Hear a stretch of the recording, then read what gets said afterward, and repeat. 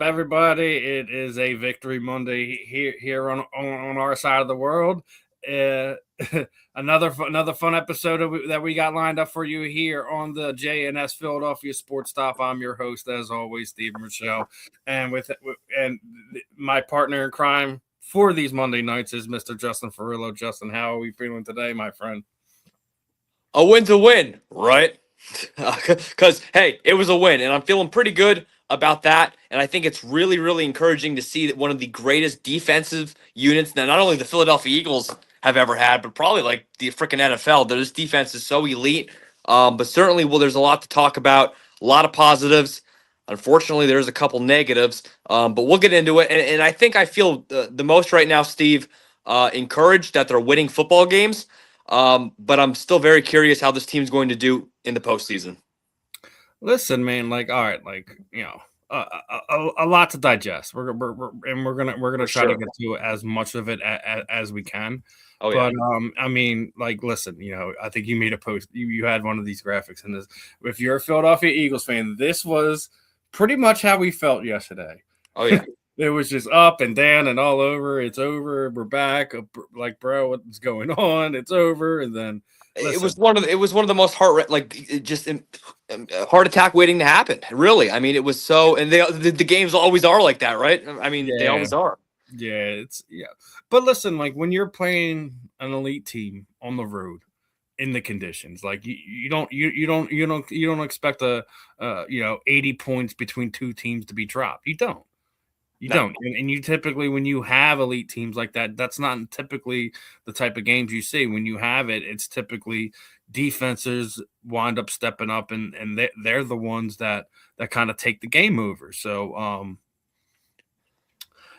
it's one of these things, man, where you can look at it a bunch of different ways. But I'm gonna go. My headline of this one was we're talking about this Eagles defense absolutely smothering the Buffalo Bills offense. Had Josh Allen looking like a pedestrian trying to cross a highway, man. Yep. And coming into the game, they were the number one overall rushing attack in the NFL. Yep. We go up there to Buffalo and we hold them to 12 points.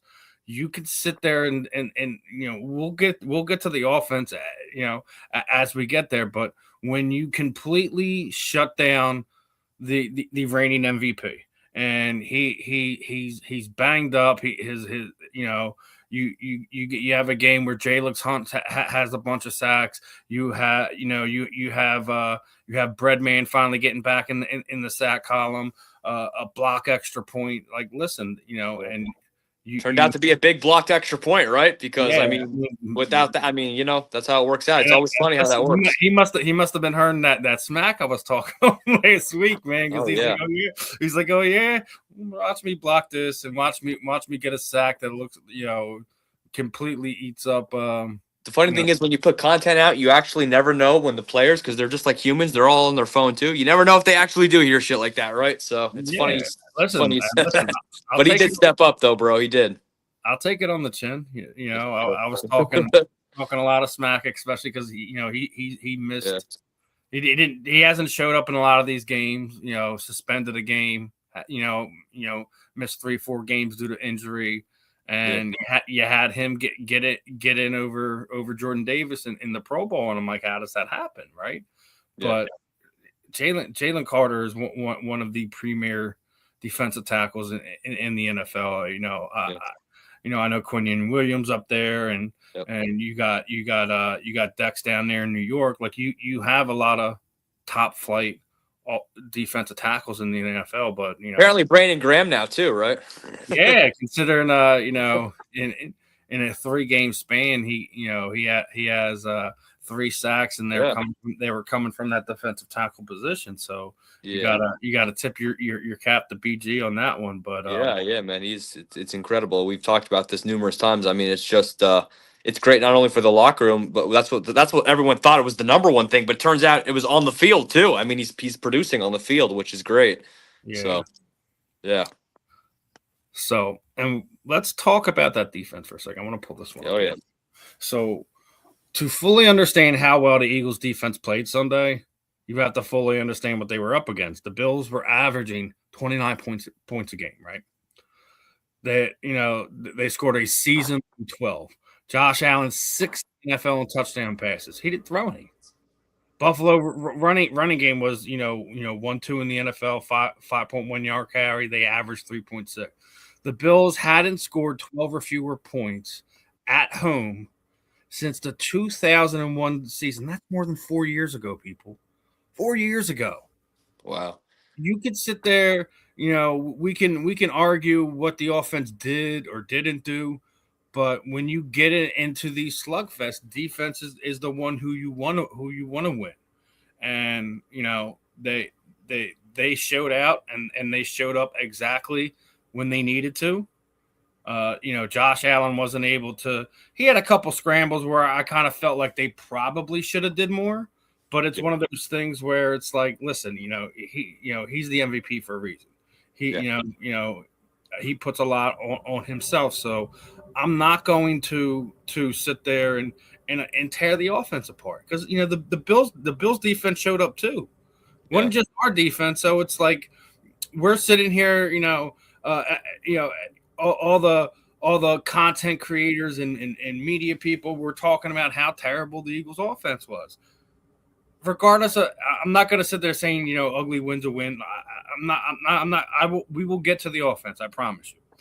But, let's give the defense their flowers, man. They've been playing lights out this year. Here in Philadelphia, like there's two defenses that we talk about in the city. The 91 Eagles, all right? Yep. And we talk about the 04 Eagles. Yep. Right? Yep. Yeah. Now, meanwhile, we've had two different teams win Super Bowls, and we don't talk about those defenses, right? Yeah, there's a lot of the star power, and I mean, hey, look, they had great defensive players and amazing defenses, but you're right, a lot of the attention did go to the offense in those Super Bowls. I think, Steve, this year could be different. I've talked about it many times on my page and shows and stuff and whatnot. This defense is like historically good. They need a nickname. They seem to have like just unbelievable star power at every position. Literally, and it's crazy. They're just shutting everybody down. Everybody's supposed to beat the Eagles until it's time to play the Eagles, and then the Eagles end up, usually winning. But it's just listen. As terrible as the performance of that Chargers game, we were in overtime. We were within 2 points of it. Like, we can have that argument when we get there. I mean, 5 turnovers. We didn't deserve to win that game, to be honest. But the only game I really say, like, they probably probably should circle that one as a look in the mirror is obviously the Black Friday Bears game in the first game against the Giants. Yeah, I was at that Black Friday game, dude. That was so worst experience of any game I've been to this year. It's terrible. A lot of times you need that game. You need those games as especially being a defending Super Bowl champs, right, where you have it, and then you even look at we're looking where the Bears are right now. Like, listen, we're hoping that the Lions beat them next week, because hey, we didn't sit anybody, because that was one of the things we talked about last week. Yeah, we're a win against the Commanders and another Bears loss against Detroit to potentially still wind up at the 2 seed. Yeah, I think that's it's crazy how that works. You just never know. And I guess we'll get into it or maybe touch on it. Is like, will they start the players? Are they going to start the players? We'll look at potential matchups and stuff like that. So, but we were talking about Josh Allen here, so let's remind them. Let's remind them about something, right? There's only one team he's never beaten. He's never beaten our Eagles. Josh Allen is an amazing talent in this league. He's the league MVP, but he's seen us, I think, twice. I think it's only twice, and we've beaten him both times. We beat him here in Philadelphia. We beat him in his backyard yesterday with a hellacious defensive effort, and can't talk that away. Like, regardless of how bad the offense played the second half. Yeah.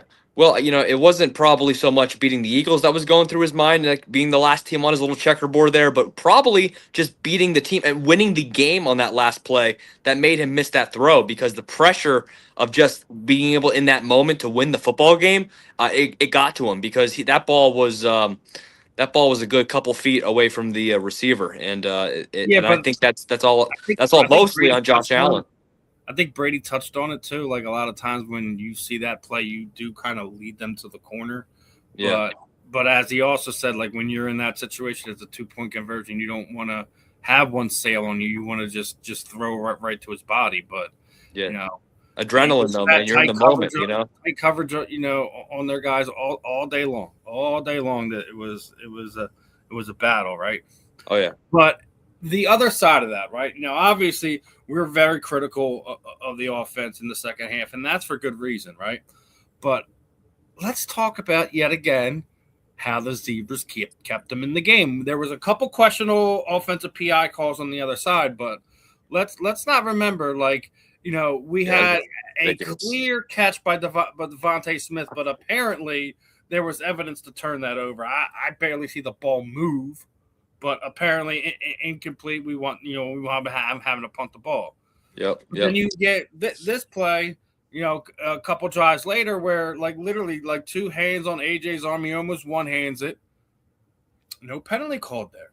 Yeah, There's been a bunch of times I felt this season when we're talking about Jalen Hurts, he doesn't get the calls that Patrick Mahomes get or Josh Allen gets, or he gets thrown around like a rag doll, both in between the lines and a lot of times where he does have his scrambles and he gets out. He is on the white, he gets hit, and there's either if a flag does get thrown, it immediately gets pulled up. yeah. And listen, Yeah. I get the league has their darlings and all, but like Yeah. call it the same way across the board. I don't care if we're talking about the quarterback for the Las Vegas Raiders, or we're talking about our Eagles, or if Yeah. we're talking about if we're talking about Mahomes, if we're talking about Burrow, if we're talking about like all of them, they call it universally. Yeah. Universally. But it's unfortunate they always call it different for the pocket passer as opposed to the runner quarterback, right? Like Jalen Hurts is more mobile, and Mm-hmm. they always seem to call those differently. It's not just Jalen Hurts. It's been like it started with Michael Vick. I remember, it was always the running kind of quarterback they treated just differently. Even Lamar gets it a little bit now, and it's crazy. It's crazy. Lamar, another one playing with injuries too, right? Hey, how about that Steelers Ravens game? It's going to be for the freaking division next week. Who would have thought that? Man. They've been up and down both those teams all year, man. It's crazy. It is crazy, and the Steelers let one get away, To the Browns. They never lose to the Browns. That's their thing. They just literally don't lose to the Browns. Now, we'll get into some of that other stuff later on, but like there's a lot to digest with this game, right? And let's start talking about this offense. And I came over this, and Mr. Driegel had absolutely hits this one on the head. Offensive playing call has specific flaws in it. No rub routes for Goddard. No quarterback design RPOs. We talked about the RPOs a few weeks ago here. Sitting down against man coverage with your wide receivers, never trapping on a run, never running a bootleg away for Barkley. Motion having amnesia that worked in the first half, and the offensive coaching laughs in the high school mood again. I agree with that sentiment right there. For a whole half, mind-numbing offense clown car. Nick and Kevin cannot see the light of day next year. I disagree with saying that Nick can't see the light of day next year. Yeah. Kevin Patullo absolutely cannot be the offensive coordinator for this team. He has shown throughout this season. It's just it's vanilla of vanilla of vanilla, man. It's just plain, man. It's not vanilla bean, nothing. It's just plain vanilla. So yeah, and if you really, and I don't want Nick to go, I'm right with you there, Steve. But if you really want Nick to go with Kevin, it's kind of like, okay, like if you think it's Nick's fault too, like it's still the Knicks offense anyway. Well, under Nick Sirianni, you've still been to 2 Super Bowls and you won one, so it's probably the offensive coordinator more than it is Nick. So It probably is because it's a fact almost. It's like when he has certain better offensive coordinators who prove themselves with even other teams like Shane Steichen, for example, they're just better. I mean, the team's better. So, yeah, I think Patullo is going to have to go. Now, here's the only thing: like if they win the Super Bowl, we'll see, but probably still has to go. I mean, listen, we talked because about it. It's not looking the best, There isn't really a team that scares me, but like defense wins Super Bowls. We've seen it. Right. You know, we 85 Bears did it. The 2001 Ravens did it. They did it with Trent Dilfer, right? They did it with Trent Dilfer. Those Giants teams that beat the Patriots, it was mostly defense, the defensive line. I got in an argument with a Giants fan about that. He was like, "Oh, Eli balled out in the playoffs." I'm like, "Stop playing with me, dude. Come on." No, you get game manager Eli. Listen, he has two of the most heroic postseason performances. Oh yeah, no. When they won both of their Super Bowls, but yeah, he's a 500 winning quarterback when we're talking about the NFL. Jalen Hurts has ridiculous numbers, and we were, which one is it?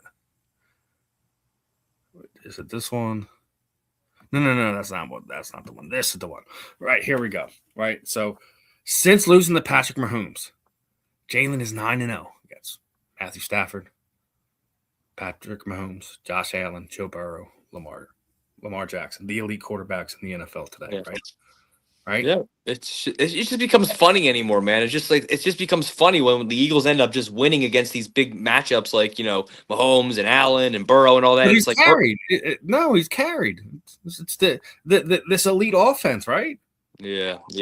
Well, apparently, right? According to the haters. This year, I can sit there and say, like, we have an elite defense this year. We do. I mean, like, the numbers are starting to show it. But, I mean, all that guy does is win, man. All he does is win. I know, man. He wins against the best. He doesn't, he does. Every quarterback is up and down, and sometimes you get beat by the not just the the scheme that you're playing against. It's just it's not your day. Your decision making isn't on point. Your reads aren't on point. It happens, but.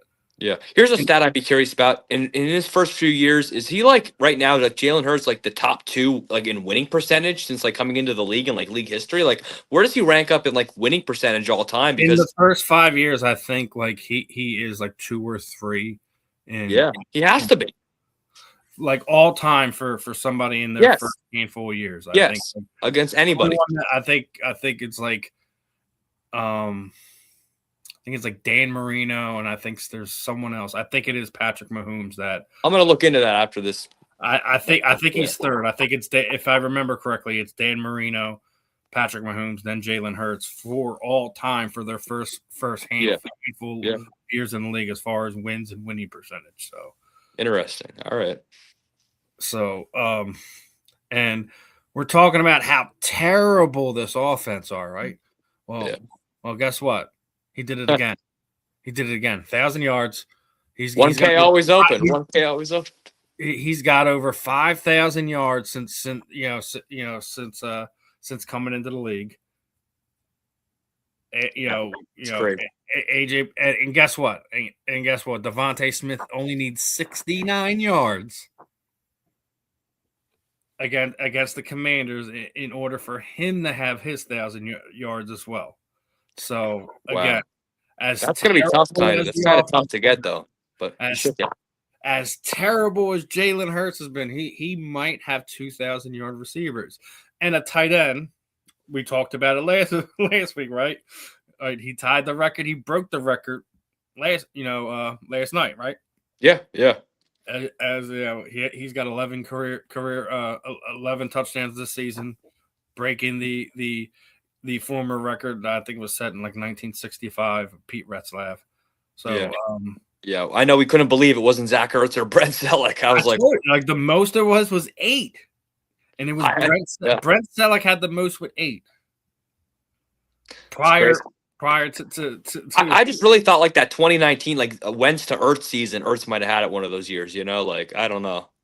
I think that's why he's got like the catches in the yards, but I just think a lot of times like when he got down there, like True. Yeah, I mean, my most memorable touchdown for Zach Ertz is the go ahead score in the Super Bowl. So. Oh, the one that just tapped at the end zone there, yeah.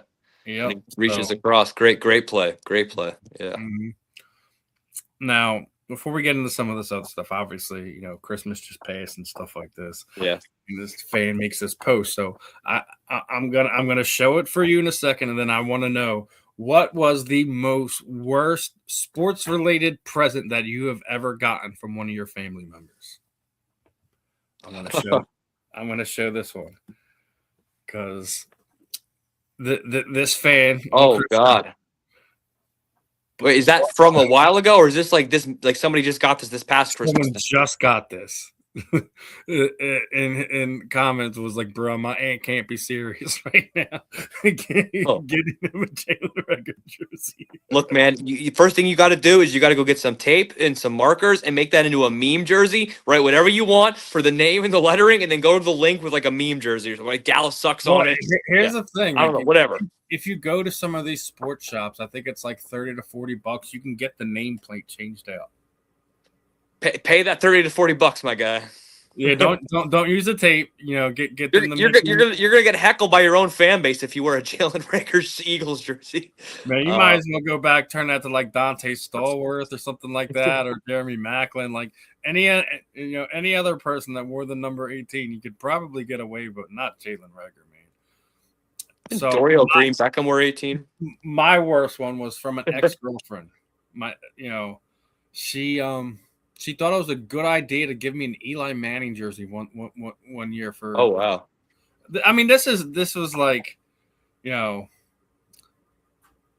we the post Chip Kelly years and stuff like that. I don't know what made her thought it was a good idea to do that, but that was just like a joke. Reagor's bad, but I don't know. Eli Manning could have been just as worse. Well, it had to be a joke. I mean, she had to know you're a diehard Eagles fan. Only tattooed on my arm too. Damn, dude. Well, hey, I mean, talk about a crazy prank or joke gift if that's what it was. I mean, giving you an Eli Manning's jersey. I made her go back. I'm like, if you're gonna get me a different jersey that is not a Philadelphia, I'm like, let's keep it like Pittsburgh Steelers. So she got me a Roethlisberger jersey. We traded it back immediately.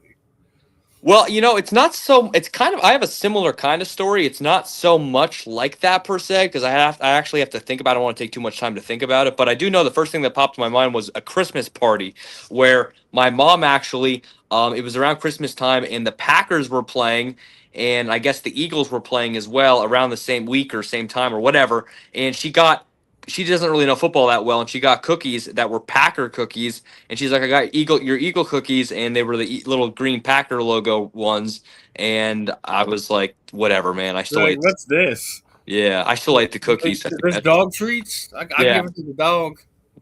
Yeah, I'm like, what? Yeah, put it right down the toilet. But I mean, whatever. Hey. Those cookies weren't half bad. I had a few of them.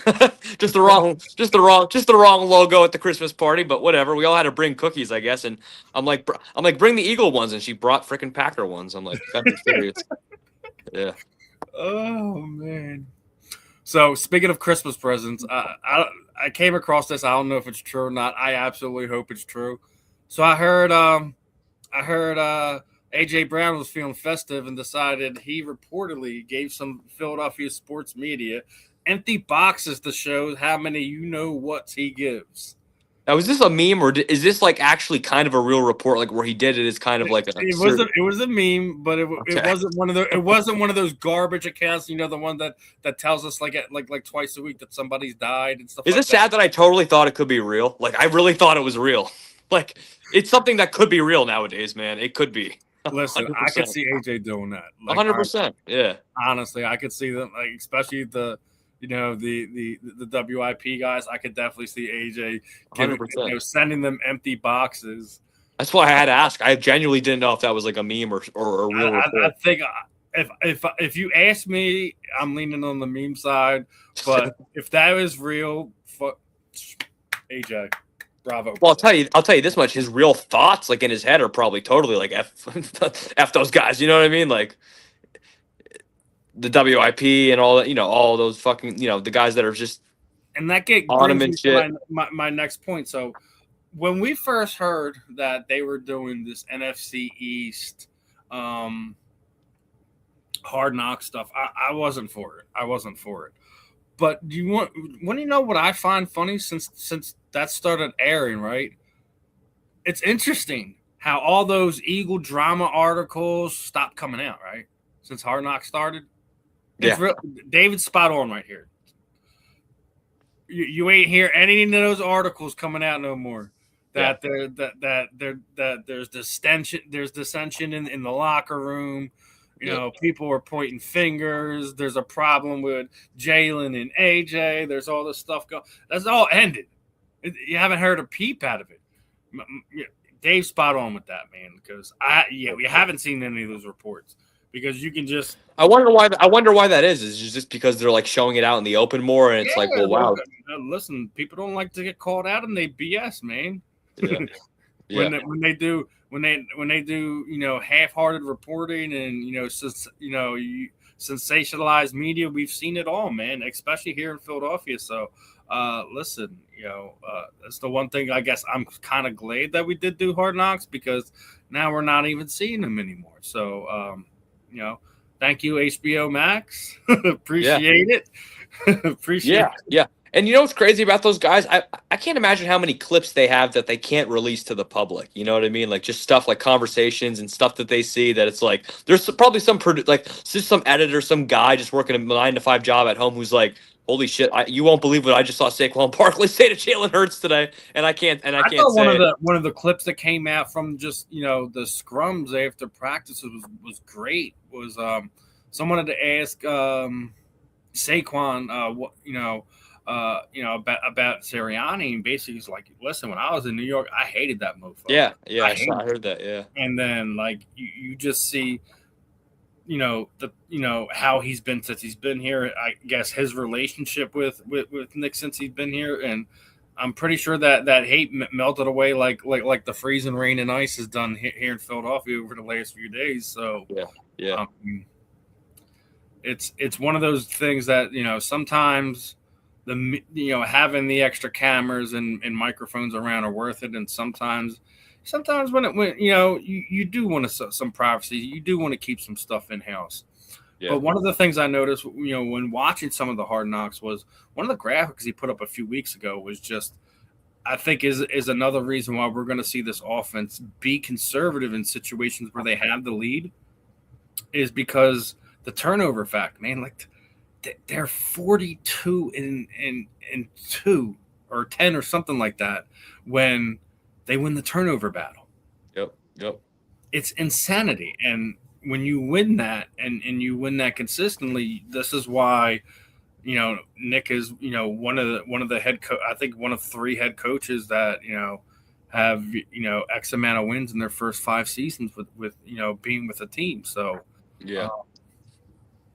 he's like the most winningest coach of like ever. Also, literally, but also like the most winningest coach that wants to get fired by his own fan base half the time. You know what I mean? It's crazy. The story of Nick Sirianni is just kind of like everyone wonders what he does, man. Like those guys in that locker room believe in him. Like who cares what he does? They play for him. Fletcher Cox was after the meltdown 2 years ago, right?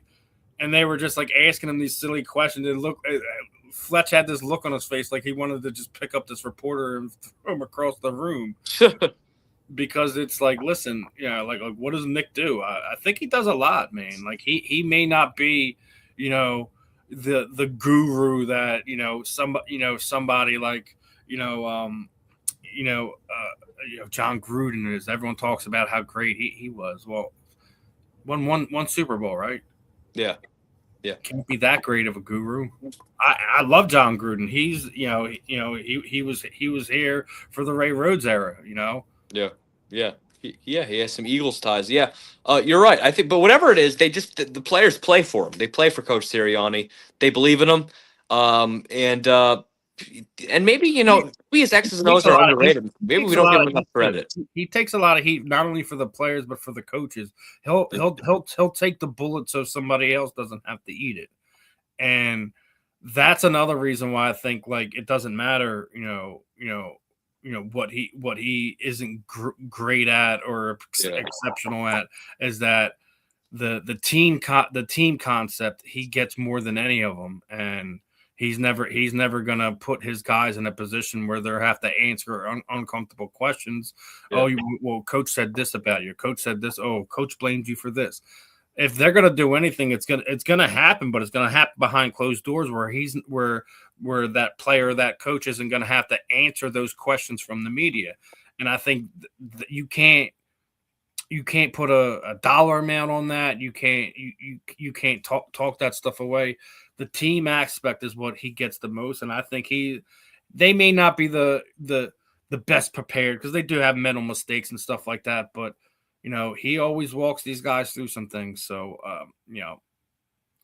but when we're talking about the offense ineptity, again, man, there was a couple times where you're seeing some of the stuff being ran, and we can talk about scheme. We could talk about, taking the foot off of the gas and being conservative and stuff like that. Man, the offensive line needs to get it to freak together. Like, we were talking about, last week talking about resting guys. Listen, your boy Seth Jordan said it right, man. He's like, I don't care what it is that how many snaps they got to take Sunday. They have to take every single one of them because they need to figure this thing out right now. So that 90% of the time when there's a negative play, it's because somebody's missed an assignment and there's some defensive lineman, linebacker, whatever, hitting Saquon in the backfield a half a step after Jalen's put the ball in his chest. Yep. So. Yep. I mean, look, they had 17 yards in the second half of the game yesterday, whatever. So if they don't play any offensive starters in this last game, that's the last you're going to see as an encouraging sign going into the NFL playoffs from our offense, with 17 yards in the second half. I'm a little bit torn because I think they should. I don't want anybody getting hurt. They need to get rested up. We want them fully ready to go. This team is a little banged up here and there, but the thing is, the offense, the offense just didn't look good. They just don't look good most of the time. So, they just need to get. I might play them like a quarter or a half, maybe. So I don't know. And if anything, I should say the defense should probably, because they were on the field for 72 snaps last night. Yeah, 72 snaps. The offense barely took 50. Yeah. So if I'm saying if anybody should be getting a break, it's the defense. It's definitely the defense. Go count to 72 right now. I also think I think Nakobe Dean should sit as well. Yeah. Regardless if he's healthy or not, let him run around in the practice field. I don't want to see him Sunday. Yeah. I don't want to see Q. I don't want to see Coop. I don't want to see Zach Bond. Jordan and Jalen. Nope. Yep. Jalen Phillips, he got a little banged up yesterday. Don't want to see him either. But one thing I do want to mention, and again, another graphic I came through and absolutely rings a bell. You know whose name we haven't really heard in a negative light since he took over a starter role? Is Mr. Epps. Like since Marcus Epps has been elevated from the practice squad, been in the safety position after Sidney Brown had that absolutely terrible game in Dallas. We didn't really heard anything from him. Him and Reed Blankenship been holding it down on the back end, and true enough, yeah, we got to give him some props. Very underrated, unsung hero, of this defense. The last, recently here since the Sidney Brown decision and all that. But Epps is definitely playing pretty solid. For the most part, I think he's it's definitely, we got to give him his flowers. Yeah, we definitely do, and he definitely deserves to be given said flowers. So hats off, because Mukumba had some rough starts at the beginning, but being a rookie in this league again in Vic Fangio's defense, and Yeah. basically only having less than a handful of bad games early on in the season, and really didn't hear much like coverage wise Makumba stuff. I mean, obviously, Cook's cooking us for 2 bombs yesterday.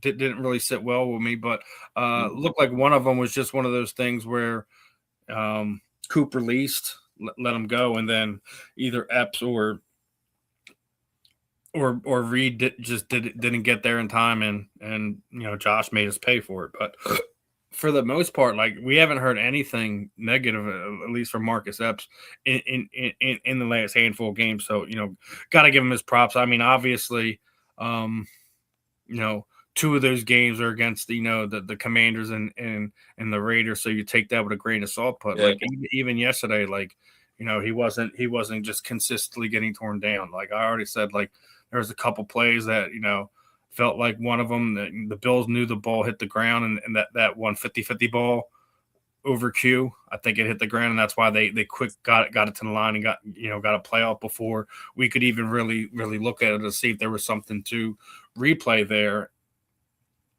So yeah, good. I'm proud of what we did yesterday. Offense just needs to find a way to be more consistent in the second. You can't play halves of football. You can't not show up in the first half and then play. It's so weird though that like they always consistently this year very consistently play these one good halves of football and then these other really bad halves. What the hell is up with that? You know what I mean? Like what? Like it's so weird, dude. It happens almost like in 3/4 of their games. It's one of those things, but it's something we talked about a few weeks ago. Like I feel like they didn't play 4 quarters of football until the Super Bowl last year. I didn't. Yeah. So hey, do it again this year. I'll wait till the Super Bowl. Right. Do it. Yeah, right. Just listen. Make sure you guys average. About 30 points a game. Once we get into the playoffs. And let the you want the Kevin Patullo offense to score 30 points a game in the playoffs. All right, I have faith in that. I don't. But listen, you got to start somewhere, right? And that's what I'm hoping for. But the encouraging thing you have to say about it, like regardless how up and down the offense is every time we played a contender, we've beaten them except the Bears. Yeah. Yeah, I never want you to ever bring up the Bears game again. I'm so no. I'm so traumatized from that damn Black Friday game. I'm sure. I'm sure Nick Sirianni and Vic Fangio will not let them forget that Bears game. Nor should they. It should be a barometer. Like, listen, this is what happens when you don't show the bleep up. So, listen, this is what I want. But they've shown that they rise up against the teams that they're supposed to rise up against. Yeah. I mean, obviously the offense didn't, but the defense did yesterday. When you shut down a high-powered offense like that, you just listen. You can't look at what could have been on the other side or what should have been on the other side. Let it go, man. Just let it go. There's plenty of other things that when you look across the league, it's not a complete team. There's not a single team that's complete. So, like, listen. If we're talking about the AFC or if we're talking about I think it's wide open for anyone. We could lose it. We could run the table. It's possible, but like, listen. Yeah. Nobody can really be honestly. I mean, honestly, maybe there's just a tiny handful, but nobody's really going to be surprised if the Eagles can win the Super Bowl again because it's like you said, there is no clear cut. The 07 whatever Patriots that were about to be 19-0. You remember that? Like they're just like the best team. Everyone's gonna lose to them. Like that doesn't exist anymore, especially this year. So yeah. Parity is out there, man. You got a couple divisions that haven't been closed off yet, but like I'm just getting sick of this Josh Allen love, man. Because Josh Allen, Allen is so amazing, I guess. Here's my thing about this. Is he the MVP? Yes. Is he a great talent? Oh, he's amazing. He's a great quarterback. But let's turn this around, right? If Jalen Hurts lost a fumble, that went 27 yards the other way, we wouldn't hear the end of it. Oh, there'd be memes there, everything. Yeah, it's Jalen Hurts. If Jalen Hurts, has a 3rd and 8 play where he loses 21 yards and knocks them out of field goal range, we never hear the end of it. And then how many turnovers did he have yesterday, Steve? Jalen Hurts. He had 0. Exactly. Yep, 0. But then in the biggest moment on the 2-point conversion, if Jalen Hurts misses A.J. Brown, Devontae Smith, Dallas Goedert, whoever in the back of the end zone, it would be national news. Yep. But because it was Josh Allen, it's damn crickets. It's like, oh man, like that. You almost had him, kid. But it's like on the other side of it, we're talking about how terrible the Eagles' offense was. Yeah. How about how terrible the Bills are? They scored 12 points. Yeah, I've even seen some kind of national narrative that like Josh Allen led the Bills almost to victory, like he led them back and all that. 13 points, nothing. Like okay, whatever. Yeah, but like he didn't seal the deal. He didn't get the job done. Okay, and that's what matters most. Here's the thing: is Jalen Hurts and not being held accountable for it.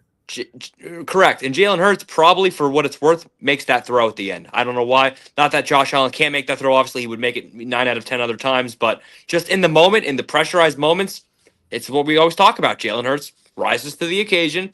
And Josh Allen has, yet to reach a Super Bowl and I guess prove that consistently. Same with Lamar Jackson. Same with a few handful of other guys, too. So it is what it is.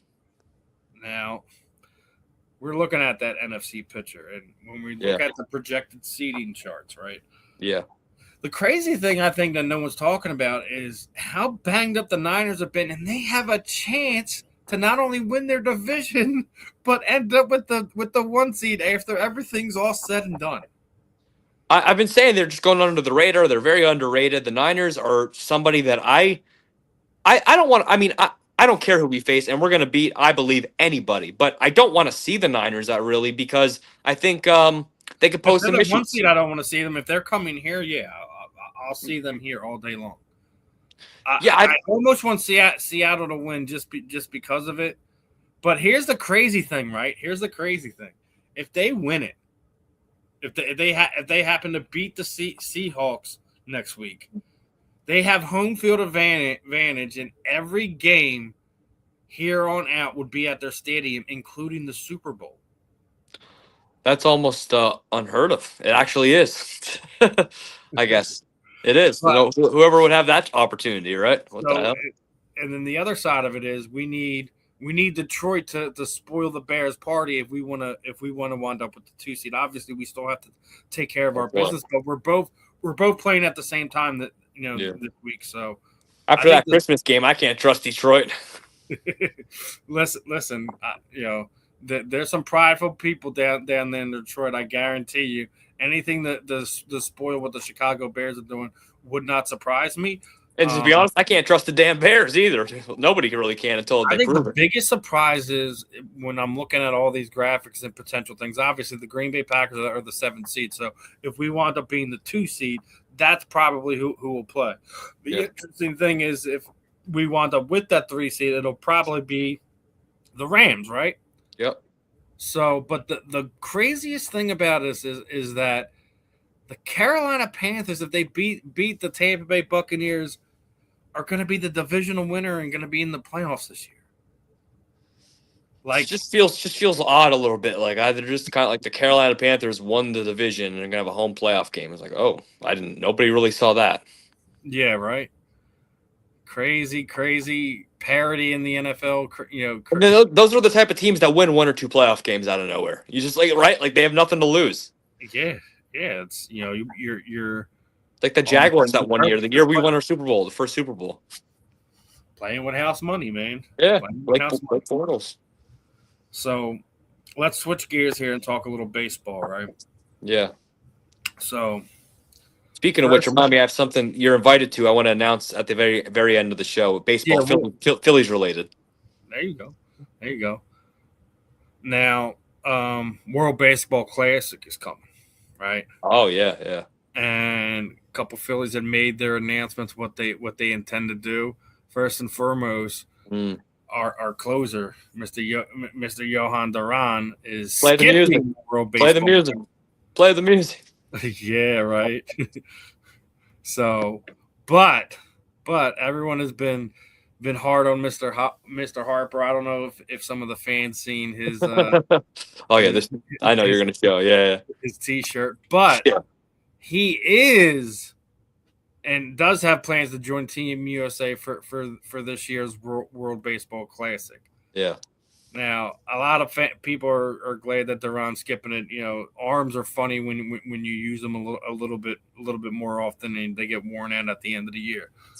But do you think having meaningful baseball as you know during that time is going to help Bryce get off to a better start this year, or do you think that it could hinder him in any way? Obviously, we got a thing going on with Bryce and the upper management. You know, ridiculous comments being said.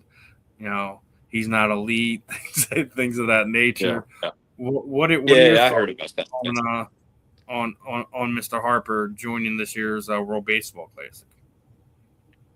I actually think it's a great thing because, obviously just for repping Team USA and whatnot, that's awesome. But I think getting the reps in and it's baseball. They play 162 games a freaking year anyway.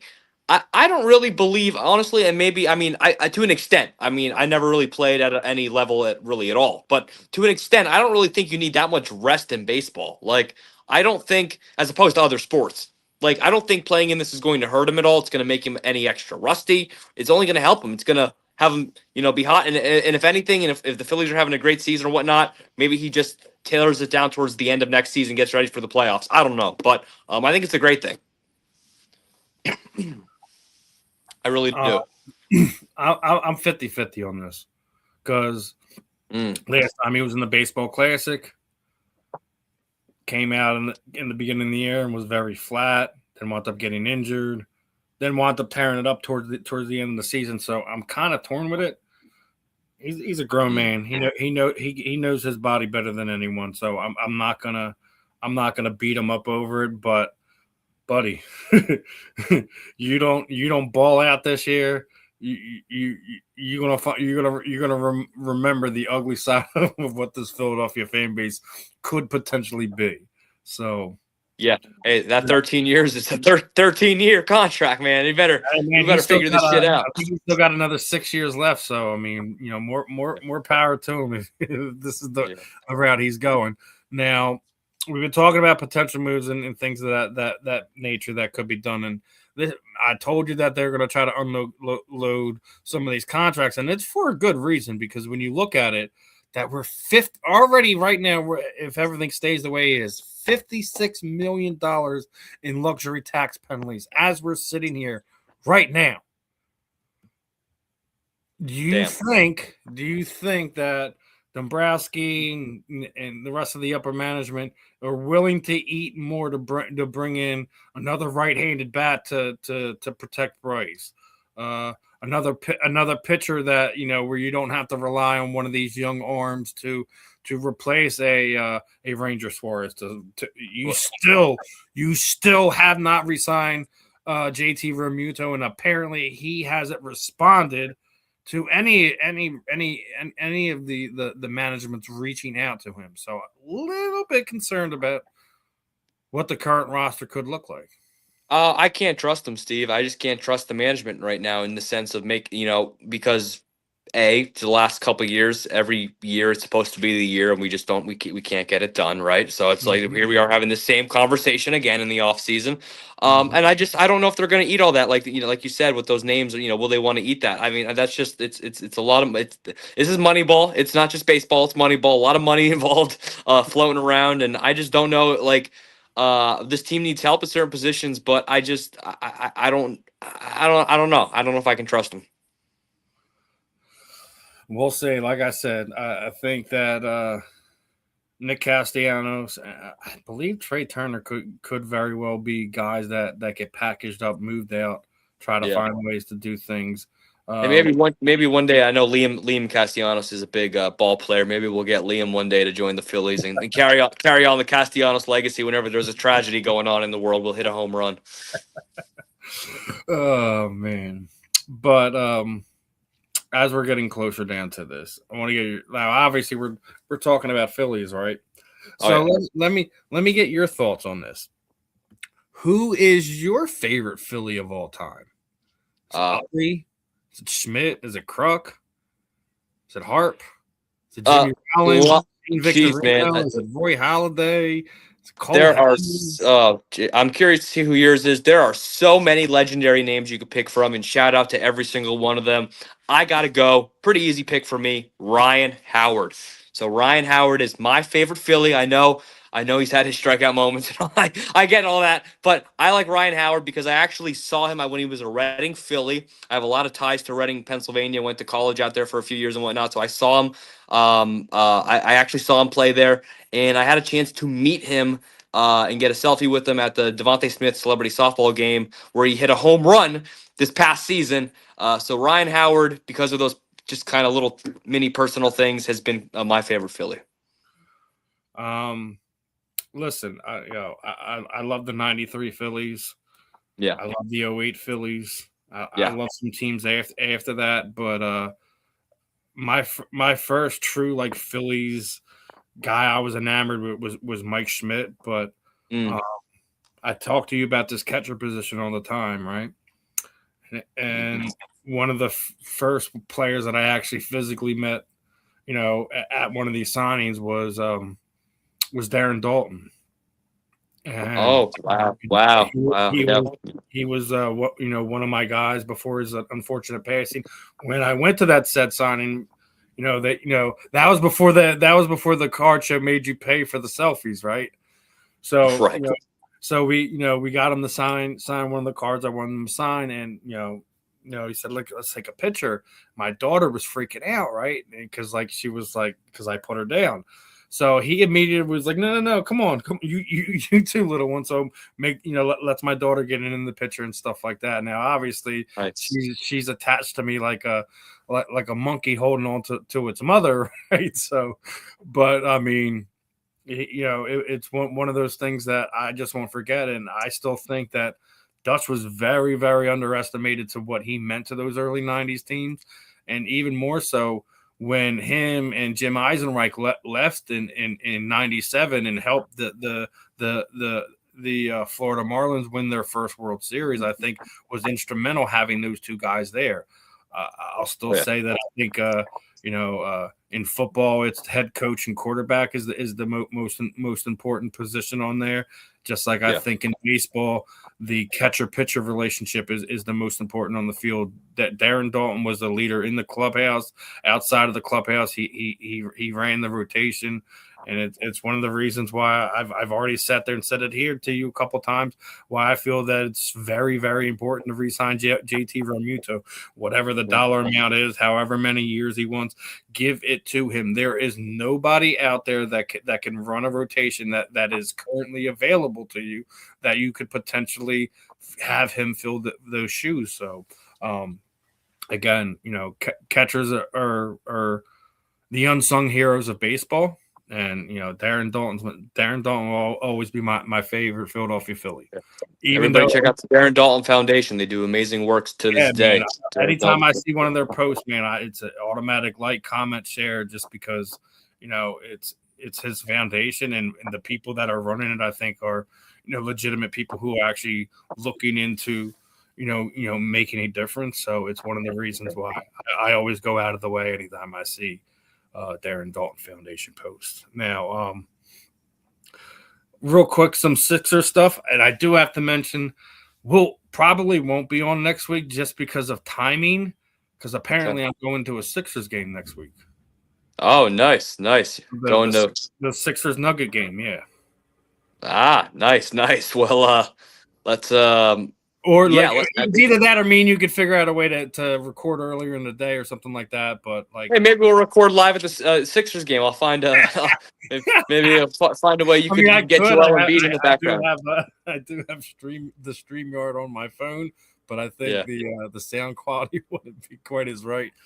We can watch Joel Embiid get a knee injury live on the podcast, everybody, next week. Man, do not wish that upon him. We're trying to trade him. Knock on wood. Knock on wood. Knock on wood. So we're good. We're good. Yeah. But yeah, I think from what we've seen already this season, you can't if you're the Sixers front office cannot mix us as a VJ Edgecombe, Tyrese Maxey is the future of this team. Anything else is I think a movable piece, and you need to figure it out now to find a third person to put it into it. You trade Paul, you package up Paul George and Joel Embiid and somebody else, a pick package. Find them a third person that works well with this, because it's clear, because we've seen it, when they put Joe on the floor, it just, the spacing doesn't work, the flow doesn't work. I've already said it. Like, listen, immeasurably grateful for what Joel Embiid has meant to this team for over the past 10 years. I'll never take that away from Joe, but you gotta wonder what he has left to give to this city, to this team. And I've already said it, that if you could find a package that works, that you get somebody back that can contribute to the young core that you're putting together here, I think you have to pull the trigger. I've said it a million times. This is it. This is it. I am fed up, man. This is it. I mean, this season. They either win it this year with him, or they don't, and he's gone. I mean, that I'm so serious, man. Like, I've given I'm not one of those even trade him this year before the trade deadline. I'm not one of those guys. I'm actually wait till the end of the season, but he gotta make the Eastern Conference Finals or make the freaking finals this season, or he's gone. He's out of here. I don't disagree with you, and I'm more than likely going to be wearing a Joel Embiid jersey when I'm down there on the 5th, right?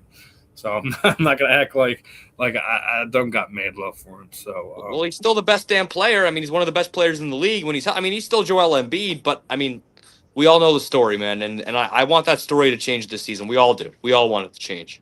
I do hope he rewrites and proves us all wrong for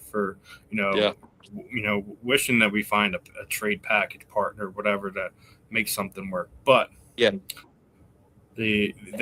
basketball's such a long season, man. We got to wait all the way till spring, like damn near. Yeah.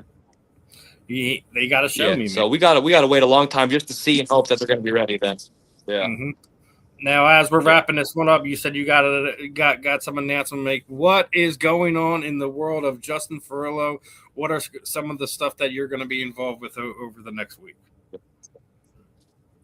Well, you were mentioning those 90s Phillies teams. Anybody want to meet, hang out, get an autograph from a 90s Phillies player? Former pitcher Tommy Green, this New Year's Eve, 2 to 4 p.m. at the Philly Joe Tattoo Station in Newtown, Pennsylvania. Thanks to Justin Brown, JV Sports Ventures. He's bringing Tommy in we're doing a meet and greet, autographs, and I'll be there getting content. He'll sign pretty much whatever I think for you. Talk to you for a bit, get a picture. Tommy Green threw a no-hitter once for the Phillies. Outpitched Greg Maddux head-to-head in a game once before. Hey, if you're around, I know it's New Year's Eve, but it is 2 to 4 p.m. It's not at night. If you're not doing anything, Steve, you want to, maybe link up and maybe go see a Phillies pitcher, hang out for a little bit. There you go. This New Year's Eve, 2 to 4. Philly Joe Tattoo Station. And you said that's what, Newtown, you said? In Newtown, yes. Oh, you heard it here from Justin. If you're an autograph hound, you're a diehard Phillies fan, whatever. You want to have a chance to meet Tommy Green. Talk a little baseball, take some pictures, do whatever. Hit up Justin his on one of his social media platforms. He'll give you the information you need, and hopefully we see everyone out there. But absolutely. Again, another fun one in the book here. Make sure everyone's like, follow, subscribing to all of our content here on the South Florida Tribune Media Network. Obviously, you have me and Justin here, the JNS Philly Sports Stop at every Monday night. Tuesdays we have the Inside the Pigskin Show. Myself, Scott Caney, Morgan Rolfe, former NFL football players, Mel Farr Jr. for the Detroit Lions. You got Ben Troop from the Tennessee Titans. You have Marvin Powell III, former USC Trojan and New Orleans State. Wednesdays it's myself, Ben, and Marvin for the Fan in the End. There's so many different programs. I got 2 different interviews with combat sports fighters that are going to be going on this Sunday. I got one at 11 o'clock. It is one of the newer BKFC female fighters who was just got signed over the last month, and a good friend of mine who I've been covering since he was an amateur. He's had some legal troubles over the past few years. He just got home. He asked if he can catch back up with me, have a platform to kind of share some of his experiences that he's gone through over the last few years. So, Timmy Tyler is going to be joining me Sunday at 2 p.m. So we have a lot of stuff going on. And then obviously tomorrow night, I'm also going to be jumping on with Justin on his podcast as well. So we have a lot of stuff Appreciate here. You, Steve. Yeah, Steve does a great job. He's one of my co-hosts on my Inside the Eagles show, and you guys if you like Steve's commentary, you got to check him out. He's on my show. We don't really have a set time, but he's on once a week, so you got to check it out. Inside the Eagles. Yeah. Inside the Eagles is Justin's show, and again, for people tuning in, the QR code above me is for the South Florida Tribune website. And we also, I'm going to switch it out real quick. And here is for the South Florida Tribune YouTube channel, which we just passed that million views. I'm going to get that care package out to Eddie Prather as soon as I can. But other than that, this was another fun episode on the South Florida Tribune. I appreciate everyone tuning in. Make sure you guys are stay tuned because the 108 Stitches Baseball Talk should be coming on within the hour here on the South Florida Tribune. But as for me, Justin, we are done for tonight. We will see you guys next week, whether it be pre-recorded, whether it be whatever. We will have an episode that will air, despite the fact I will be at a basketball game. I'll try to get as much content for you as well for that. Shoot you some videos and whatever. But yeah, for sure. Making me proud, Steve. Making me proud getting that content. Well, that's what we do. We share our experiences with our listeners, our fans, our supporters. But yep.